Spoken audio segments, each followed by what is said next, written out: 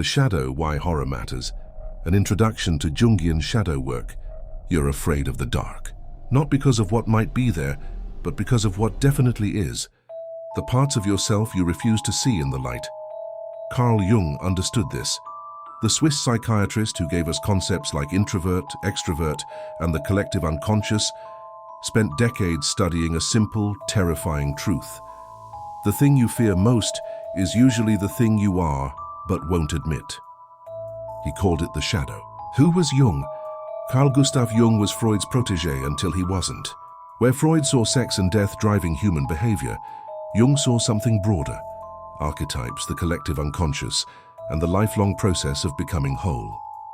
He broke with Freud in 1913 and spent the rest of his life developing analytical psychology, a framework for understanding the human psyche that's less about childhood trauma and more about integration. Jung believed personality wasn't fixed. You weren't just your conscious self, the person you present to the world, the identity you claim. Beneath that carefully constructed persona lived everything you'd denied, repressed, and rejected about yourself. The parts that didn't fit, the impulses that weren't acceptable, the thoughts you had but pretended you didn't. All of it accumulated in what he called the shadow. The shadow defined, the shadow is your personal darkness. Not evil darkness, everything about you that exists but gets excluded from your self-concept. If you pride yourself on being kind, your shadow holds your cruelty. If you identify as rational, your shadow contains your irrationality. If you see yourself as civilized, your shadow is where the primitive lives. Whatever you've decided, I am not that. Your shadow says, but you are, and I'm the proof. This isn't philosophical. Jung meant it literally. The shadow is a semi-autonomous complex in your psyche, a collection of thoughts, feelings, and impulses that operate semi-independently because you've exiled them from consciousness. They don't disappear when you stop acknowledging them. They just operate in the dark.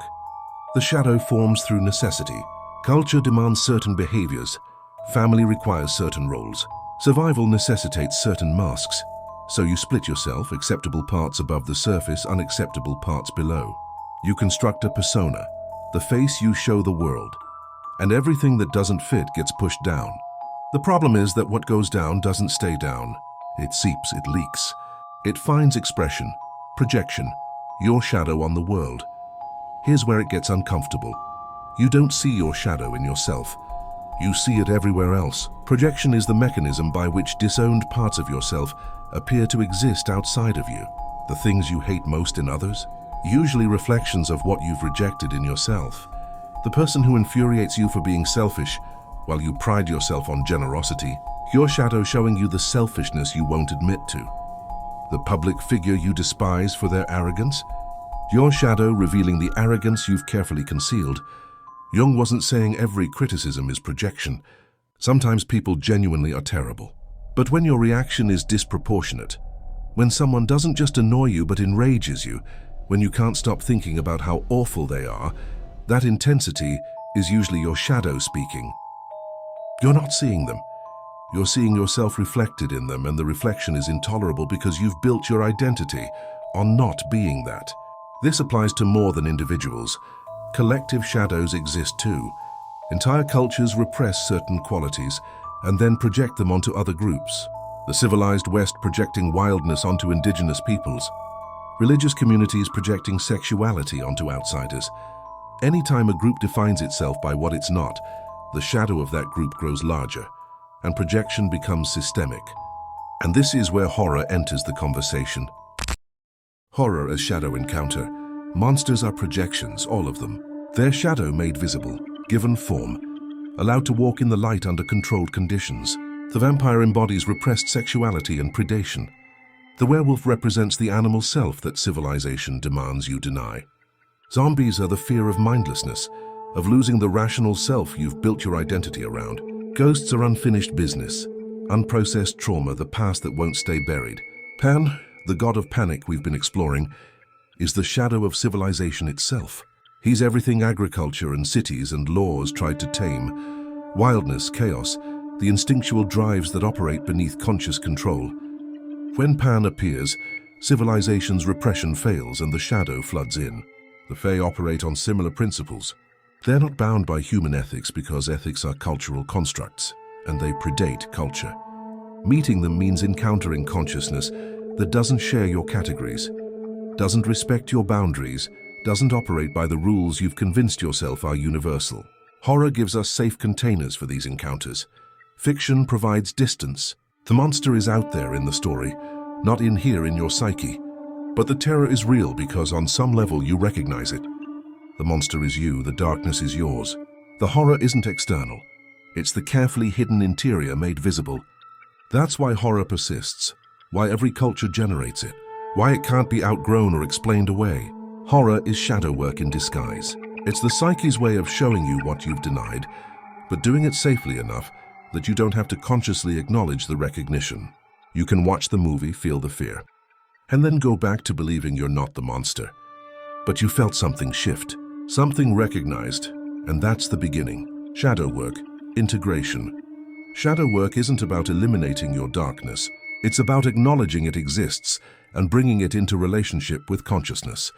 Jung called this integration, the process of recognizing shadow material, accepting it as part of yourself, and incorporating it into your whole personality rather than keeping it split off and autonomous. Integration doesn't mean acting on every impulse. The goal isn't to become your worst self. It's to become conscious of all yourselves, to know your capacity for cruelty while choosing kindness, to acknowledge your selfishness while acting generously, to accept your darkness while walking in light. When you integrate shadow material, several things happen. First, projection decreases. You stop seeing your demons in everyone else because you've acknowledged them in yourself. The person who used to enrage you becomes just a person. Your reaction becomes proportional. Second, energy returns. Everything you repress takes energy to keep repressed. The shadow is locked in a basement, and you're standing guard at the door, constantly vigilant. Integration unlocks that door. The energy spent on repression becomes available for living. Third, you become whole, not good, whole. You contain multitudes, as Walt Whitman knew. You're capable of gentleness and violence, creativity and destruction, love and hate. Acknowledging this doesn't make you dangerous. It makes you honest. And strangely, it makes you safer to be around because you're not pretending to be only light while your shadow acts out unconsciously. Why this month matters. Everything we're exploring in October is shadow work disguised as entertainment. The liminal spaces that unsettle you. They're thresholds between conscious and unconscious, the places where repression weakens and shadow material seeps through. The monsters we're examining, they're your disowned parts given form. Understanding them means understanding yourself. The panic, the dread, the unease these stories generate, that's recognition. Your psyche saying, I know this. This is familiar. This is mine. Horror isn't escapism, it's the opposite, it's return. Return to what you've denied, what you've hidden, what you've decided you're not. Jung spent his life arguing that wholeness requires darkness. That light alone is blinding. That you can't become fully human without acknowledging the inhuman parts of yourself. The shadow isn't your enemy, it's your partner in the process of becoming whole. And horror, real horror, the kind that unsettles rather than just startles, is how the shadow extends its hand and asks you to dance. This month, we're accepting that invitation. We're meeting monsters, exploring darkness, sitting in discomfort. Not because we're morbid, because we're honest. And because Jung was right, what you don't acknowledge owns you. But what you integrate sets you free. Welcome to Shadow Work. The monsters have been waiting. Thank you for watching. Please like and subscribe for more. Share to help the channel grow.